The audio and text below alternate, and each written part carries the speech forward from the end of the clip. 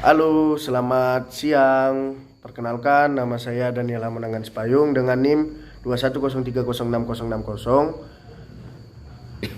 Fakultas Pertanian Prodi Peternakan, kelas PTNC dengan dosen pengampu Ibu Tati Pidianasari SPTMP. Di sini saya akan menjawab pertanyaan yang pertama, jelaskan tentang sistem kompensasi yang terdapat pada tubuh, sistem dapar darah, dan sekresi. Jawaban nomor 1, sistem dapar darah atau larutan dapar atau larutan penyangga adalah larutan yang mengandung campuran asam lemah dan basa konjugatnya atau sebaliknya. Secara alami sistem dapar bikarbonat digunakan untuk mengatur pH darah karena darah mengandung sistem dapar asam bikarbonat dan garam bikarbonat. Untuk mempertahankan pH darah tetap atau normal 7,4 diperlukan perbandingan kadar garam bikarbonat dengan kadar asam karbonat, yaitu 20:1. Yang kedua, sistem respirasi. Proses respirasi yaitu tubuh menggunakan oksigen dan menyingkirkan karbon dioksida serta uap air, melibatkan pemasukan O2 dan pelepasan CO2 di alveolus. Yang kedua, transportasi O2 dari alveolus ke jaringan, transportasi CO2 dari jaringan ke alveolus.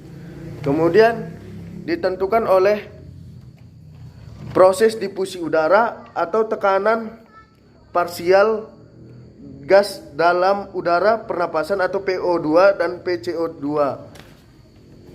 Kemudian sistem ekskresi ginjal mengandung kandungan garam bikarbonat dalam darah dengan cara mobilisasi ion H+ di tubulus proksimal dengan reabsorpsi Na+, kemudian sekresi ion H+ di tubulus distal ditukar dengan Na+.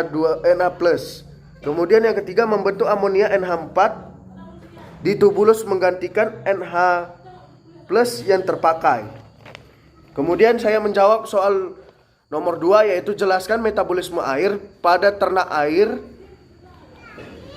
Pada ternak, air merupakan senyawa yang memiliki rumus kimia H2O yang berfungsi untuk penyusunan jaringan pada hewan dan juga tumbuhan, di mana air dibedakan menjadi 2, yaitu intraseluler dan ekstraseluler.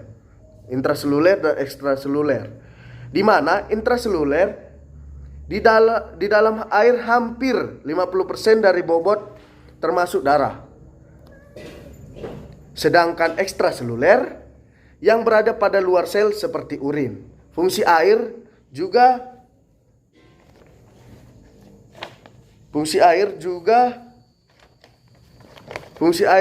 sebagai katalisator, di mana untuk menghilangkan sebagian besar panas yang ada di dalam tubuh, sebagai pembantu proses pencernaan, dan juga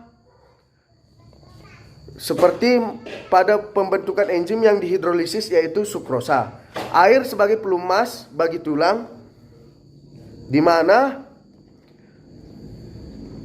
mana untuk mengurangi gesekan antar tulang. Air membentuk pertukaran gas pada alveolus dengan menjaga kelembapan alveolus pada paru-paru. Air sebagai pengangkut berbagai zat pengangkut bahan makanan ke dalam sel dan keluar sel.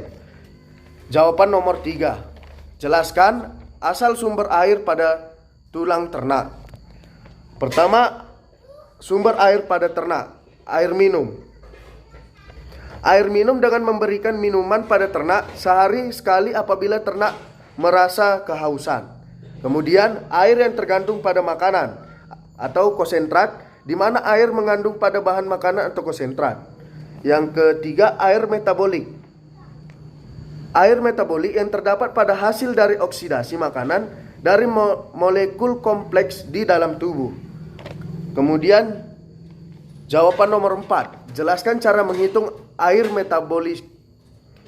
Bila suatu ransum mengandung 10% protein, 20% lemak, dan 55% KH, jumlah air metabolik yang dihasilkan untuk setiap 100 kilokalori energi metabolik adalah pada tabel terdapat zat makanan yaitu karbohidrat memiliki air metabolik dari air metabolik hasil oksidasi yang sebesar 60 gram, rata-rata kalorinya itu sebesar 400 kilokalori, dan air metabolik per 100 kilokalori energi metabolisnya yaitu sebesar 15. Selanjutnya ya, protein besar air metabolisme hasil oksidasi yaitu sebesar 42 gram. Selanjutnya rata-rata kalori itu sebesar 400 kilokalori dan air metabolik per 100 kilokalori. Energi metabolisme yaitu sebesar 10,5.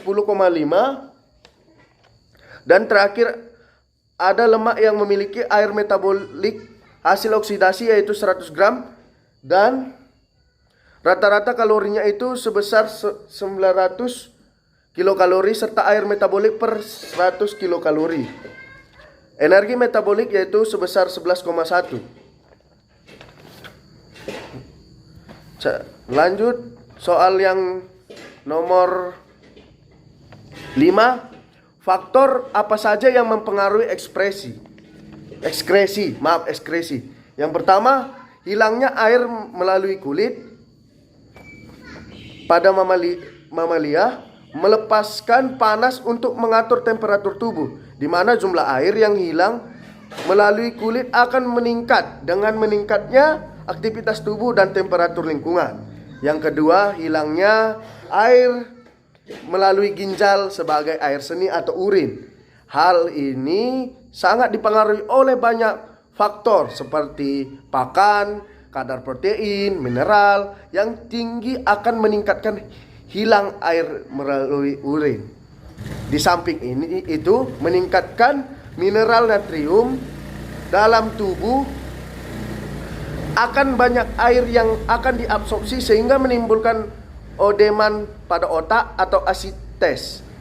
Hasil akhir dari metabolisme protein adalah urea yang akan menjadi racun bagi seluruh saluran kencing. Untuk mengencerkan diperlukan air sampai konsentrasi yang tidak berbahaya. Yang ketiga, hilangnya air melalui pernapasan hampir 40% pada unggas. Yang kemudian keempat, saluran pencernaan, bentuk pakan dan susunan pakan memiliki pengaruh. Contohnya, pakan yang sifatnya pencahar yang menyebabkan air banyak keluar bersamaan feses, ekskresi kotoran sapi lebih basah daripada kambing. Sekian hasil presentasi saya. Apabila ada kesalahan kata, mohon harap dimaklumi. Terima kasih.